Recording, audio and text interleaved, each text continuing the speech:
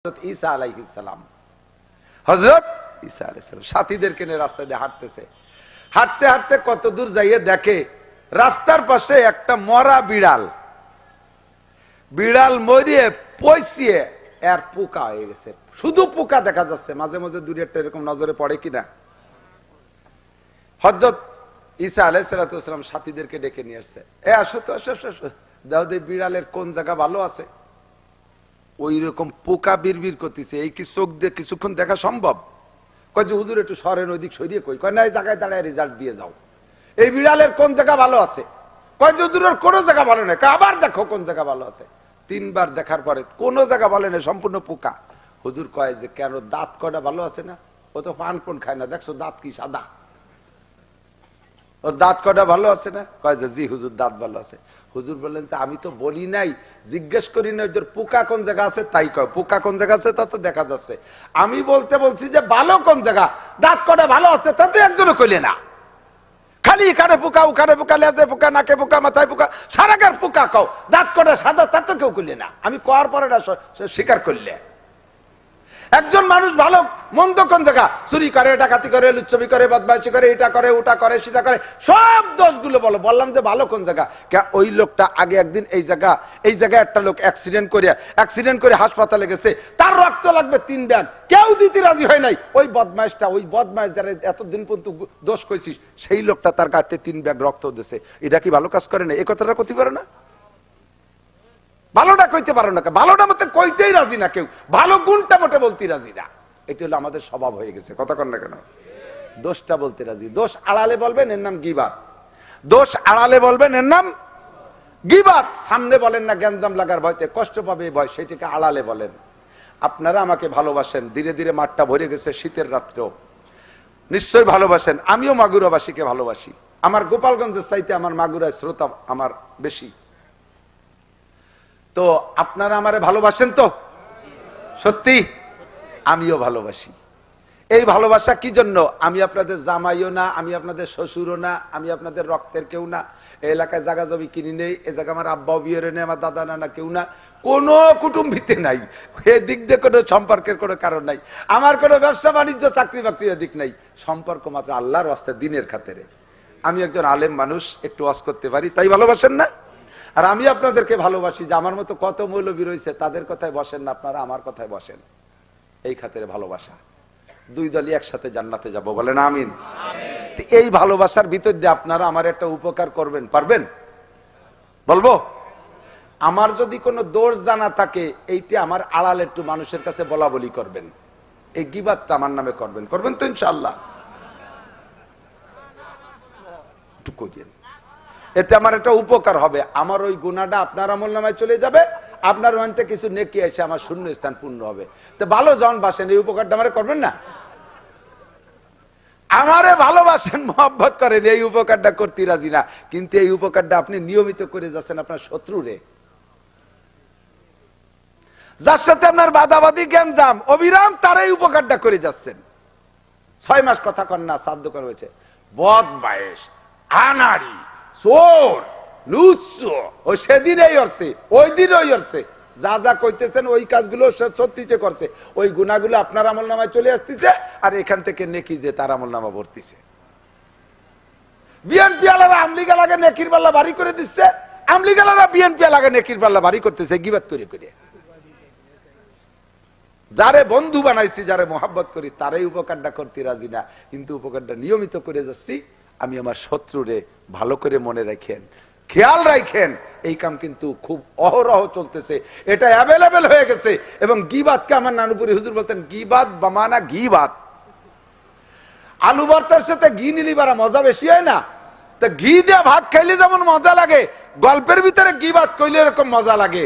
একে অপরে বলতে, বলা বলি করতে ভালো লাগে। যে গীবাত কয় তারও বলতে ভালো লাগে, যে শোনে তারও ভালো লাগে। বলনেওয়ালা যদি কদ্দুর যায় থামিয়ে যায়, শ্রোতারা কয় শেষ একটু তো করলি না, মানে গুনার নিসাব পুরোই নেই, সব শেষ কর, একটু বাকি রয়েছে ওটুকু নিয়ে নে। জবান রেখে একটু কন্ট্রোল করা যাবে? আজকে কি টের পাইছেন কি কইছি টের পাইছেন? প্রশংসা থাকলে করেন, প্রশংসা থাকলে করেন, দোষ থাকলে বললেন না। বললে লাভ কি? আপনার লস। এটিকে একটু সতর্ক থাকেন। আল্লাহ হেফাজত করুক, জোরে বলেন আমিন। যা বলতে চাইছি, আব্দুল্লাহ ইবনে মুবারক রাহমাতুল্লাহ আলাইহির এই মুবারকের দাম বাড়ছে না কমছে? মাত্র 20 বছর জিহ্বাকে কন্ট্রোল করছে কি মালিকের ভয় না আল্লাহর ভয়ে? আল্লাহ কয় ওমাইয়াত্তাকিল্লাহা ইয়াজআল লাহু মাখরাজা ওয়া ইয়ারযুকহু মিন হাইসু লা ইয়াহতাসিব। যে ব্যক্তি আল্লাহকে ভয় করে, যার ভয় করে, আল্লাহকে ভয় পায়, তাকওয়া অন্তরে রাখে, আল্লাহ তাআলা তাকে গোলামির জিনজির থেকে বের হওয়ার ব্যবস্থা করে দেয়, জেলখানা থেকে বের হওয়ার ব্যবস্থা করে দেয়, ফাঁসির থেকে নাজাতের ব্যবস্থা করে দেয়, যাবজ্জীবনের থেকে নাজাতের ব্যবস্থা করে দেয়, চোর ডাকাতির হাতের থেকে বাঁচার ব্যবস্থা কইরা দেয়, মহা বিপদ থেকে ব্যবস্থা কইরা দেয় বাঁচার জন্য, এবং তাকে রুজির প্রশস্ত ব্যবস্থা করে দেয়। এরপরে আল্লাহ কয় ইন্না আকরামাকুম ইনদাল্লাহি আতকাকুম। দুনিয়ায় তোমরা যাকে যে পদে সম্মানী বলে মনে করো, ওই পদে আমার কাছে সম্মানী না। আমার কাছে ফকির, মিসকিন, এতিম, কাঙ্গাল, দুঃখী, অসহায়, বিধবা, একেবারে সমাজের সবচাইতে নিকৃষ্ট মানুষটার দাম সারা পৃথিবীর প্রেসিডেন্টের চাইতে বেশি। যদি ওই প্রেসিডেন্টের ভিতরে আল্লাহর ভয় না থাকে, আর এই ফকিরের মধ্যে যদি আল্লাহর ভয় থাকে, তাহলে ফকিরের দাম রাজার চাইতে আল্লাহর কাছে বেশি। এবার সফলতা, শেষটা কি ভাই? সফলতা। আমরা বলি এবার আমি সফল চেয়ারম্যান, সফল মেম্বার, সফল এমপি, আমি এস্টাবলিশড। এই এস্টাবলিশড একটা শব্দ আছে না, ইংরেজিতে ব্যবহার করে। মানুষে যদি নিজের জন্য বা কোনো মানুষ আরেকজনকে বলে আপনি এস্টাবলিশড, আমি এস্টাবলিশড, আমার আব্বা এস্টাবলিশড, আমার মামারা এস্টাবলিশড, আমার ছেলে জামাই এস্টাবলিশড, ওই লোকটা মুশরিক হয়ে কাফের হয়ে গেছে। এস্টাবলিশ শব্দ মানুষের জন্য জায়েজ নাই। এস্টাবলিশ মানে স্বয়ং সম্পূর্ণ, কাহারো কাছে মুখাপেক্ষী না, এর নাম হলো এস্টাবলিশ। স্যার তো প্রিন্সিপাল, স্যার তো স্যারই, শুনে দেখেন, এস্টাবলিশ ইংলিশ শব্দ, এর মানে মূল তর্জমা কাহারো কাছে মুখাপেক্ষী না, একাই সম্পূর্ণ। জগতে কোনো মানুষ আছে? প্রেসিডেন্ট তো ঠেকা আছে না নাই? বাংলাদেশের প্রেসিডেন্ট, ছোট দেশের প্রেসিডেন্টদের ধরি, উনি উনার জুতো জোড়াও তো কালিয়তি মুসির কাছে ঠেকা। প্রেসিডেন্টের জুতো নিজে কি কালি করতে পারে? মুসিরে করানো লাগে না। সমাজের সবচেয়ে নিকৃষ্ট মানুষ মুসি, তার কাছে প্রেসিডেন্ট ঠেকা। প্রেসিডেন্টের বাথরুম যদি লোড হয়ে যায়, তাহলে সাফ করে দেবে কিনা? স্বরাষ্ট্রমন্ত্রী, প্রধানমন্ত্রী, কেডা কন? তাহলে সমাজের সবচেয়ে নিকৃষ্ট মানুষ সুইপার, প্রেসিডেন্ট, তার কাছেও ঠেকা। তো এস্টাবলিশ আসে কয়েন্তিয়া কোত্থেকে আসে? এস্টাবলিশ, এস্টাবলিশ কোনো মানুষ নেই। এস্টাবলিশ কে? আমি সফল, এদিকে সফল, শিল্পপতি, কোটিপতি, রাষ্ট্রপতি, ভগ্নিপতি, এ পতি, ও পতি, সে পতি, পতিপতি সফলতা দাবি করি। আল্লাহ কয় ওর নাম সফলতা না। সফলতা কাকে বলে? ফামান যুহজিহা আনিন নার ওয়া উদখিলাল জান্নাতা ফাকাদ ফাজ।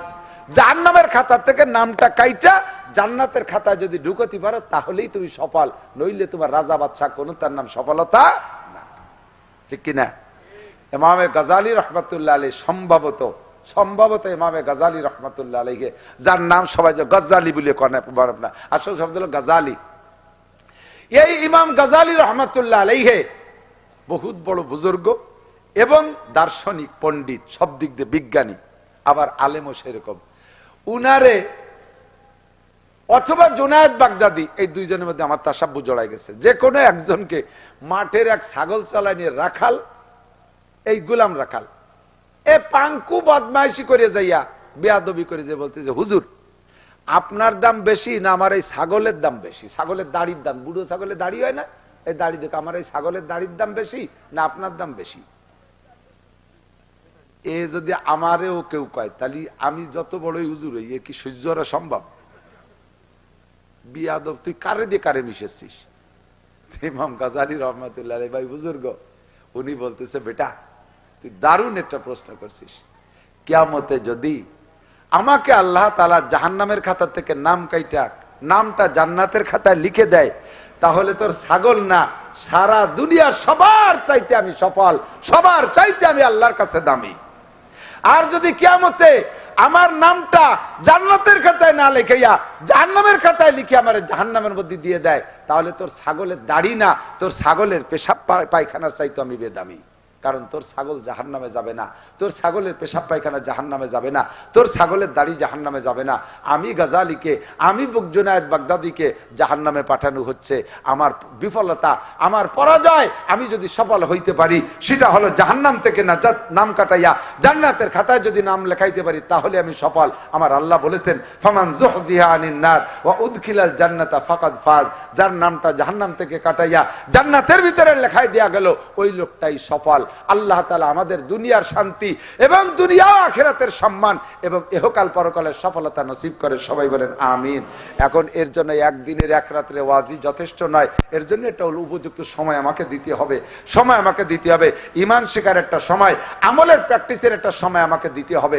সেই সময়টা সাধারণ পাবলিক আপনাদের জন্য। আল্লাহ তাআলা সবাইরে মাদ্রাসায় আসতে বলে না, ঘরে ঘরে থেকে এক একটা ছেলে আলেম বানান, ইনশাআল্লাহ ঠকবেন না। আর যে যে বয়সে চলে আসছেন এই বয়সে আল্লাহর রাস্তায় তবলিগে একটু সময় লাগান, উলামায়ে কেরামের সাথে তবলিগে একটু সময় লাগান, একটু বিশ্ব ইস্তেমায় যান। আমার সাথে একটা তারিখের মস্ক করেন, বলেন 2, একটু সবাই কন 2, 2, 3, 4 ফেব্রুয়ারি 2024 জাতীয় সংসদ নির্বাচন। কি হবে কন্দি? বিশ্ব ইস্তেমা, বলেন বিশ্ব ইস্তেমা, একটু মুখে কন বিশ্ব ইস্তেমা, বিশ্ব ইস্তেমা, বিশ্ব ইস্তেমা 2, 3, 4 ফেব্রুয়ারি। যা যাবে তো ইনশাআল্লাহ, সহজ করে দিছি আমরা। আপনারা তো শুকর আদায় করবেন, আমরা গোপালগঞ্জেরা কি সহজ করে দিছি। এই মোহাম্মদপুর ব্রিজ দিয়ে দিছি, এদের দিয়ে কালনা দিয়ে ব্রিজ করে দিছি, পদ্মা সেতু করে দিছি। একে টানে গাড়িতে চলে যাবেন, ফেরিঘাটে বসে থাকা লাগবে না। আল্লাহ হেফাজত করুক, বলেন আমিন।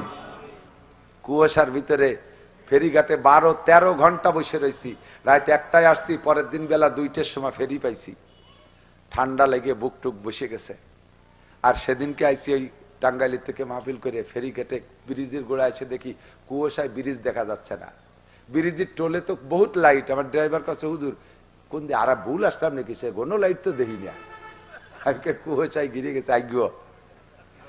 এবার এই যে আজকে সকালবেলা ফেরি একটা ডুবে গেছে, আমরা ব্রিজের পথে যাবো ইনশাআল্লাহ। এদিক তো ব্রিজে উঠে দেখি কুয়াশায় কিচ্ছু দেখা যায় না। তারপরে কুয়াশারে কলাম, ও কুয়াশা আর আটকায় রাখতে পারতেছ না। আল্লাহর রহমতে ব্রিজের গোড়া ধরে ফেলাইছি, যে কোনো ভাবে উপর যাবই। 5 মিনিটে আসা যায়, সেখানে 10 মিনিট লাগছে, তবুও তো আসছি। 13 ঘন্টা তোর বসে থাকা লাগে নাই। কাজেই তারাও আমাদের কাছে দোয়া পাবে, তাদের জন্য দোয়া করবেন। আর আমরা বিশ্ব ইস্তেমায় যাবো ইনশাআল্লাহ, রাজি আছেন তো? উলামায়ে কিরামের পর্বত 2, 3, 4 ফেব্রুয়ারি। আল্লাহ তাআলা তৌফিক দিক, তবলিগি যে দিন শিখবো, সারা দুনিয়া জুড়ে দিনের কাজ চলতেছে। স্যার বললেন আমেরিকায় আল্লাহর রহমতে তবলিগের মেহনতে প্রত্যেক দিন শত শত মানুষ, ইহুদি নাসারা খ্রিস্টানরা কলেমা পড়ে মুসলমান হচ্ছে। দুঃখের বিষয় বাংলাদেশি মুসলমানরা খ্রিস্টান হয়ে যাচ্ছে। দিনাজপুর গেছি, একটানা 4টে গ্রাম মুসলমান সব খ্রিস্টান হয়ে গেছে। ফাঁকে ফাঁকে বহুত খ্রিস্টান হয়ে যাচ্ছে। উনরা নিজেদের পাশা হেফাজত না করে আমাকে পাশায় কাপড় ভরাতে আইছে। ওদের দিয়ে হুদ নাসারা মুসলমান হয়ে যাচ্ছে সে খবর নাই। এই জায়গা বাংলাদেশে কটা গরিব মানুষকে মুসলমান বানাতে আইছে। আল্লাহর রহমতে বাংলাদেশে ওলামায়ে কেরাম জাদু বয়ান জানে। আল্লাহ তাদেরকে শিক্ষা দিয়েছে, জীবন ভরে খাওয়াইয়া খ্রিস্টান বানাবি, খালি মাঠে ফেলাইয়া 1 ঘন্টা ওয়াজ করতে পারলে সব কটার আবার কলেমা পড়াই দিতে পারবে ইনশাআল্লাহ। কথা কন না কেন? আমরা এই অভিযান চালাবো যে আমাদের দেশের কেউ যেন খ্রিস্টান হতে না পারে। আর সর্বক্ষেত্রে সর্ব অবস্থায় মাদ্রাসাগুলোর পাশে থাকবেন। আলেম তালবি আলিমের সাথে বিয়াদবি করবেন না। আলেম তালবি আলিমরা শেষ রাত্রি উঠে যদি আল্লাহর কাছে মামলা দিয়ে দেয়, এই বিশ্ব রোড দিয়ে আটতে পারবেন না, ট্রাকের তলে ডলিয়ে সাফ হয়ে যাবেন একেবারে। কোন সময় কোন বিপদে পড়ে যাবেন তখন বলবেন যে নাসির হুজুর বদদোয়া করে থুয়ে গেছে। এ বদদোয়া স্থায়ী ভাবে করে থুয়ে গেলাম, সাথে সাথে দোয়াও করে থুয়ে গেলাম। যারা আলেম উলামার সাথে সম্পর্ক রাখবে আল্লাহ তুমি তাদের সম্মান আব্দুল্লাহ ইবনে মুবারক রাহমাতুল্লাহ আলাইহির ওই কর্মকারের মতো সম্মানই করে দিও।